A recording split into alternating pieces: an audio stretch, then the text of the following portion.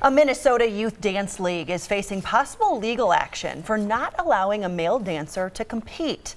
Now, that team competes here in Wisconsin, but was barred from competing in Minnesota because he's a boy.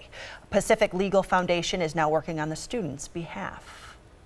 We became involved actually after reading an article written by your organization and written by you specifically that was forwarded to me by someone who had read it all the way out in Washington, D.C. They decided to do some research and step in. Back in May, Kevin Merkel, the associate director of the Minnesota High School Dance Team Association, told us on the phone that boys couldn't dance in Minnesota because of Title IX.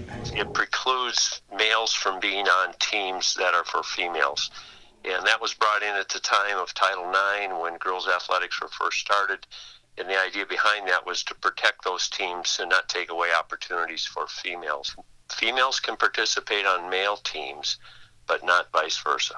But the foundation says a person's sex shouldn't determine opportunities in high school, and they believe the bylaw that hasn't been updated since the 1970s violates Caden's and many males' constitutional rights in Minnesota.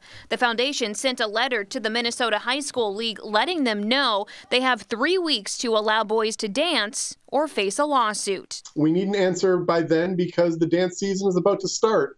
And not only Caden, but there are hundreds of Minnesota boys who have contacted Pacific Legal Foundation that really want the opportunity to dance at their high school. It's only been 1 day, but so far the foundation says it hasn't heard anything from the league. They have been silent today, and they've been silent for 6 months. So it's time for them to justify their discriminatory policy or change it. Now, the boys' legal team says they'll file paperwork in federal court if the league does not respond by November 3rd.